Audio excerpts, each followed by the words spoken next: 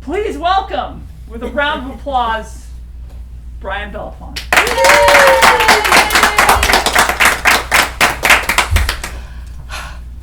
Thank you for coming. Thank you, Annie Bloom's Books, for having us. I'm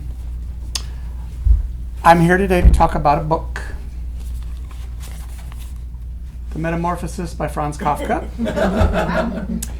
You probably read it in high school. It's about a guy who turns into a bug. There's a pretty universal consensus among literary snobs that it's a masterpiece. But the literary snobs just can't agree on what it means. And some scholars say it's about mental illness. Some say it's an indictment of our capitalist society. Some see it as an argument for seeking out God.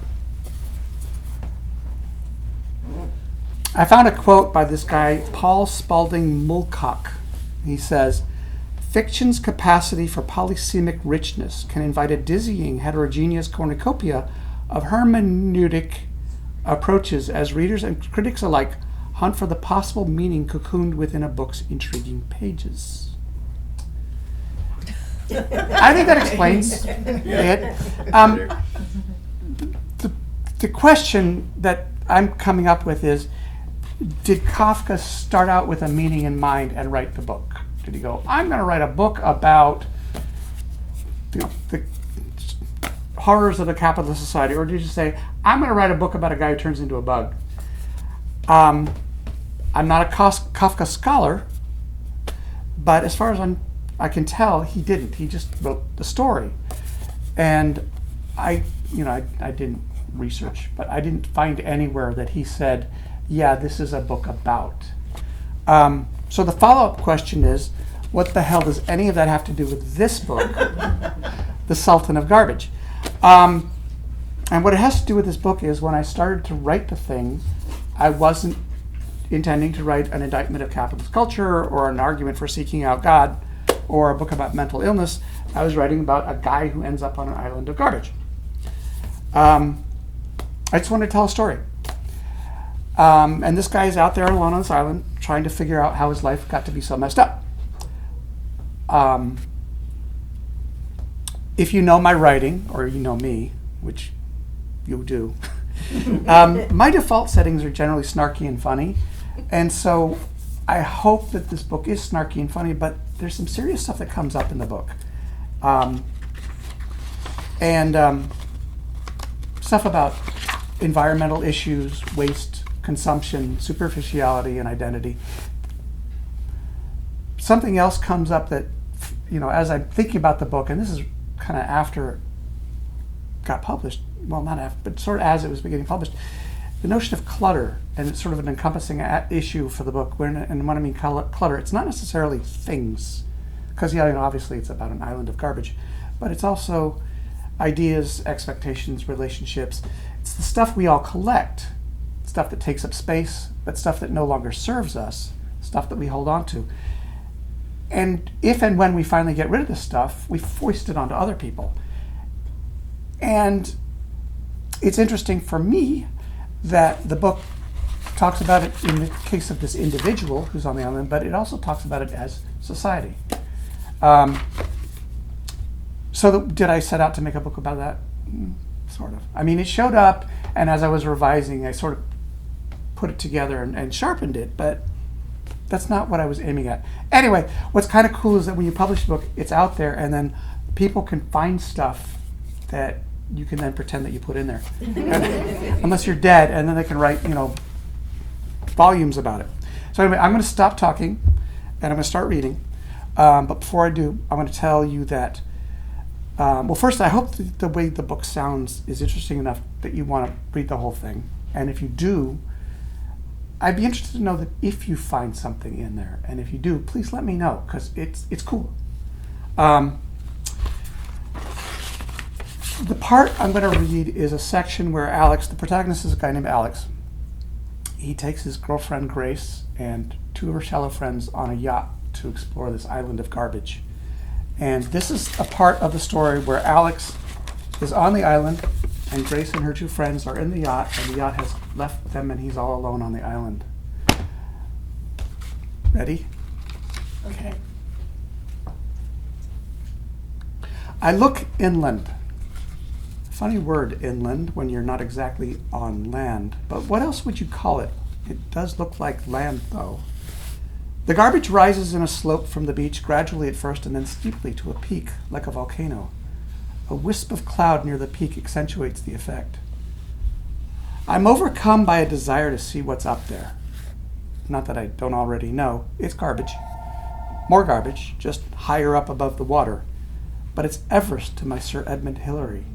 It's there. But what about my stuff? Should I leave it? I can't carry it all. Besides, it's not like anyone's going to come here looking for stuff to steal. Nobody wants garbage. That's why this place is even here.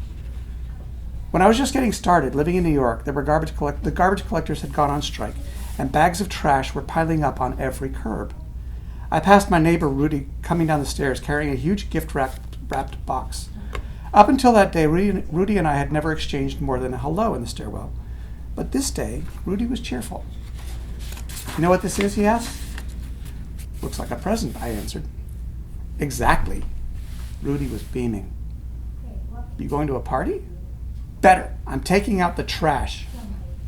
I must have looked confused, so Rudy elaborated. I'm sick of all the trash piling up in my apartment, so I put it all in a box, wrapped it up real pretty, and I'm going to leave it on the curb. I had to admit the idea was brilliant. Thing is, it isn't until just now, as I look at the slope of this giant volcano of garbage, that I realize, isn't that what I do for a living? Wrap up garbage real pretty so that someone will want it? I look over my stuff. The only thing that distinguishes it from all the other detritus that makes up this not land mass is the way it's arranged in an organized manner. So I knock over cases, place one duffel askew from the others, hide the case of water and the nicer looking cases under an old mattress and some crates. When I'm done, it's hard for even me to tell what's worth keeping and what might have been thrown away. And that raises an obvious question. What really is worth keeping, at least in the immediate future, as I go off to explore? The camera, obviously. Oh, I didn't mention he's a photographer. A bottle of water? What about the satellite phone? Yes. A jacket? Nah. But the knife, the one Ansel left for me, definitely. What about the flare gun? Should I bring it? Why? Flare guns are for signaling for help, and I'm pretty much at the place where there wouldn't be any help, no matter how badly I might need it. I leave it with the rest of the stuff. I start off, then stop. Now that my valuable stuff is indistinguishable from garbage, how will I ever find it again? About 20 paces away, I see the mast of a sailboat lying on top of a massive white plastic sheeting. That'll do. Not too far from the mast, a 40-gallon drum is sunk halfway into the surface, its open end toward the sky. Perfect. I use Ansel's knife to cut a rectangle of the white plastic, poke holes through two of its corners, and then tie it to the top of the mast with some of the fishing line. A flag. A white flag. The flag is sad, plain, but it could be so much more. It could be the flag of a country. Couldn't it? Like Hernan Cortez, who planted the flag of Spain and claimed the lands of Central America, what's to say I can't do the same thing? Nothing, actually. This land isn't even land. It belongs to no one. Or wait, it belongs to me, doesn't it? Couldn't it? My head races with possibilities. This could be my own sovereign country. What else do countries do? Well, they tax their citizens. They make treaties with other countries. They codify laws and mete out justice. They exploit natural resources and labor to provide strategic and/or financial advantage for the ruling class. They encourage tourism. They wage wars. This could be a country, couldn't it? My country. If the Chinese could basically dump landfill into the Bay of China to create islands that expand their borders, why couldn't a congealed mass of garbage have a flag, a national anthem, and an army? I want to decorate the flag, I really do, to make it look less like surrender. But the point is exactly not to have it draw attention to itself. I place the mast into the drum. It leans at an angle, and I figure that's probably a good thing too. So I shove more of the white plastic sheeting into the drum to keep the mast stable. If anyone comes by, it'll look as if someone might have just been messing around with the trash. And if even if someone comes to investigate the flag, they'd have to be pretty lucky to stumble across my things, the valuable things. The only flaw is that I'm relying on the bad luck of others to keep me from losing my stuff. Really, if anybody happens by and then sees the flag and then decides to take a closer look, their bad luck isn't exactly working in my favor. But what else can I do? As I pick my way uphill toward the slope of what looks like a volcano, preparing to climb with a camera slung around my neck, power bars and a knife in my pocket, a bottle of water and a satellite phone in my hands, I'm thinking it's interesting how I had to winnow down all the garbage I brought to the island of garbage to only the absolutely necessary garbage I plan to take on a hike. Whatever. When I'm 200 yards away or so, I turn back. I can make out the mast, the flag hanging limp in the breezeless air, but even from this short distance, it doesn't exactly stand out. I'm only just beginning my ascent. How am I going to be sure to find my way back? I'll deal with that later. Right now, what I want to deal with is the whole country thing. I start to climb. If I'm going to have a country, my country has to have a name. The Pacific Garbage Patch, while honest, isn't exactly the kind of name you put on a tourist brochure. Remember pilchards? Yeah, no. Nobody ordered pilchards until they changed the names to Cornish sardines. After that, they were the trendiest fish on the menu, lovely grilled with a crisp Pinot Gris. I know about pilchards firsthand, since I was the guy they hired to photograph the little bastards for the in-store part of the rebranding in the UK market. So, the Pacific Garbage Patch is a total no-go. Problem is, I suck at naming. When I was 8, my mom said I could get a dog. What happened was, I came home from school one day to find the back door wide open. I didn't think much of it and did what I always did. Got myself a Pop-Tart and a glass of milk from the kitchen and parked myself on the floor in front of the TV. Only there was no TV. When my mom got home later that afternoon after work, there I was lying on my stomach on the floor in the empty living room drawing in a coloring book. Mom bustled throughout the house in a panic, totting up the things that had been taken. The stereo, her jewelry, the collection of Jadro figurines, her grandmother's silver. I never felt like I was in any sort of danger, and the missing TV was really only a minor inconvenience. I left it on all afternoon while I waited for Mom and Dad to get home, but I really didn't pay much attention to the reruns of I Dream of Jeannie or The Munsters. Mostly I colored in my coloring books, doing my best to make the images as realistic as possible. Although I did like the commercials. It's funny, now that I think about it, how I dismissed the shows as being unrealistic, thought the commercials presented nothing but the truth. And not just the truth, but a perfected form of truth. When Mom came in, I was concentrating really hard on the intricate selection of the section of the thing I was coloring, so much that I was only vaguely aware of Mom's voice added sound to what had been an unusually quiet afternoon. Until she declared that we were getting a dog. That got my attention. I was so excited I spent the next 3 days trying to come up with a perfect dog name. I talked about it relentlessly, trying out names, discarding ones that didn't capture the dogness of the dog I wanted to have. Finally, after boring and annoying Mom incessantly, I announced that I had come to the decision. I was going to name the dog, my dog, Dog. I never got the dog. It wasn't like Mom ever took back the promise, but it just became less and less critical. The insurance company was generous in paying off the claim, and before you knew it, we had a new, better TV and stereo. The Jadro figurines didn't get replaced, but the hutch that held them started to be filled with collectibles from the Franklin Mint. Plates and spoons the family never ate with, and which I was told were not for me to play with under any circumstances. There's a lesson. A thing's value can be expressed as the inverse proportion of its utility. Grace? And I'm going to stop there unless you make me go further.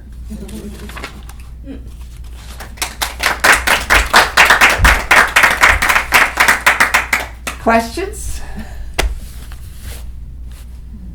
So the dog's name is Grace? His girlfriend's name is Grace. No, the dog's name is Dog, right? Yeah. I know. You The never dog, not got the dog. dog. Never Yeah. the dog. Yeah. Not a dog. Okay, let's go drink. Well, wait a minute. So why the subject of the big garbage island? Did that how did that spur you or inspire you? Okay, there can be two questions in that question. So the first way I'm going to take that is, why did you decide to write about this? Is that what you meant? Okay. Okay. It's kind of an idea that had been kicking around in my head, unformed for years, about a guy who starts a country, really is where it kind of started, by finding an island. And then I put the garbage island to that, and then it sort of made more sense. And then something tripped, and it does this sometimes. I'll have an idea that's rattling around for a while, and all of a sudden my brain will be like, you need to work on this now. And I kind of sat down and started writing it. What's the other? Well, the other is, I guess the way I could take that question is, why did you write about an island of garbage in the way of telling the story? Okay. And unintentionally at first, but as it became apparent as I was revising, the island of garbage was meant to be a metaphor for the guy's life. And, you know, he's got a pretty pathetic existence. I don't want to give everything away, but his girlfriend sucks. He doesn't like his career. He's unfulfilled. You know, it's not bad. It's just, and this may be where I am in life. What is it all about? Where everybody is. Yeah. So yes, this book should resonate with me. And we should never buy you presents. No, never buy me presents. Yeah. Was any of that what you were meaning to ask? Yeah, both actually. It was. I don't know enough about the character to understand Yeah. the relationship, but that does make sense. Yeah. And I'm interested that when I hear the subject and I hear the how you describe the book, I thought there would be more of a statement around climate change and waste and human disregard for nature in general. You know, it's funny. I don't know whether it's hope or that's what people are finding, but I am getting a lot of that from people. They read the book and they're like, "Oh my God, this is such a powerful indictment of what we're doing."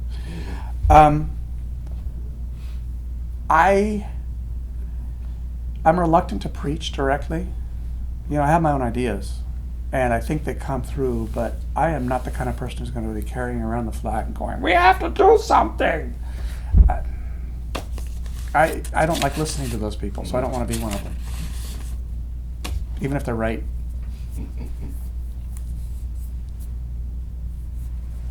I have a very big question. Uh-oh. Uh-oh. As you formulated the title, the nature of the title, you must have gone through other designations before you came to Sultan. I happen to like Sultan a whole lot. How did that just happen? Is there any reason it's the Sultan of Garbage as opposed to all the thousands of other designations that could have been? You're giving me so much more credit than I deserve. Well, I'm ready to hear the first thing that popped into your head. And you went Well, with it. it's not that it was the first thing that popped in my head, but there's a part of the story where he has a chair that he can't get rid of. It's not comfortable. And the only way he can sit on the chair is to sit across it from the arms thing. And he thinks he looks like a sultan in this chair. And the chair comes back into the story, and it maybe represents a throne. Did you ever have another idea for a title, or was that from the beginning? No, once I stuck on that, I was done. I just didn't even think, and that's one of my sort of failings. I'll stick with the title, and people will be like, "What?" And then when I have to change it, it usually gets better.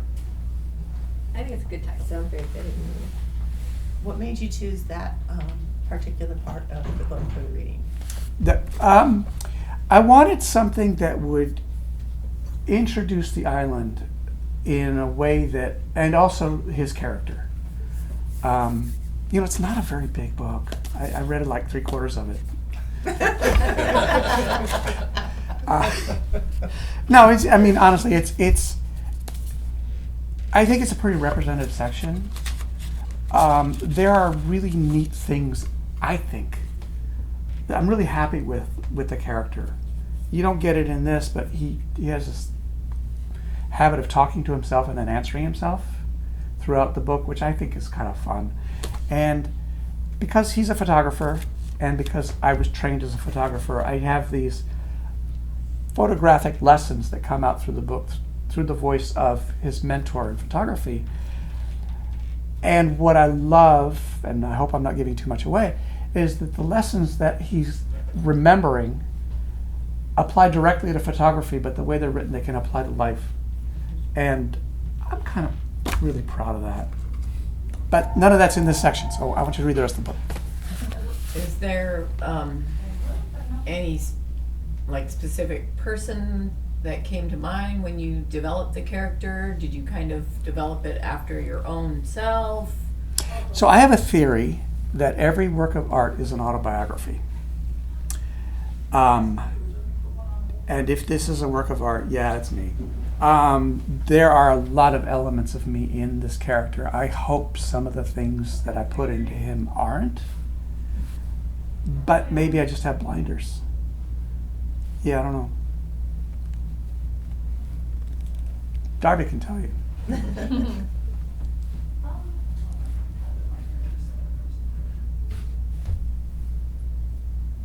I wish I had read it before tonight, because I know there's a lot of questions I'm going to have for you after I do read it. I am a phone call away. Good thing you don't have to find it on. Exactly. We could all just take out copies. Like I said, it's not a very big book. You know what I think is really cool? It's like within 100 words of the Metamorphosis in length. And that's just this book that... Okay, so the story of that, just so you know, Tim knows because he was there. I'm in this reading group that Tim's in. And every month we get a book we're supposed to read, and I hate a lot of them. And it was like a year and a half ago, was it? Yeah. We read the Metamorphosis, and I hated it. I mean, it sucked. I hated the characters, I hated the writing, I hated the setup, I hated the story. Everything sucked. And I'm sitting next to this guy, Sasha. It was his first time there. And Sasha, kind of mumbles just loud enough for me to hear, I wonder if it's about depression. Mm-hmm. I'm like, fuck! And the whole book made sense. Not only did it make sense, it was brilliant. And I'm like, and I did a little search on it, and I'm like, nobody that I found, I mean, they call it mental illness, but specifically depression, no, that book is about depression to me. And that's why I do this rant about the Kafka book, because none of the literary snobs that I've come across have said what that book means to me, but now that it means it to me, it means it so powerfully. And that's, I love that. Do you think that that's the reason why you hated that book? Because it was Oh my God, I hate that people said that. Do you hate depression? Oh, Kimberly, that is so mean and so probably true. Oh my God. Thank you. Okay. I'm gonna go to my corner now. Wow. Time to write another book. We already are writing. What? You're already writing another book? I am. I'm working on another one. So yeah, like the novel she mentioned in the intro, which I wrote, so that's why she mentioned it. I've got like what I call a fourth draft. I just keep, tightening and revising. And it's totally different from this because it's snarky, probably snarkier than this. And I think it's funnier than this. But it's about a retired assassin who's mourning his wife's death. And he's struggling to raise his 14-year-old son, inspired by somebody in this room. And he's suddenly captured and thrown into a secret prison in the Middle East. So I'm having a blast. So maybe that'll turn into a book too. It's significantly bigger. It's about the size of most of these. It better turn into a book. I'm sorry? Oh, yeah? It better turn into a book. Thank you. Thanks, Brian.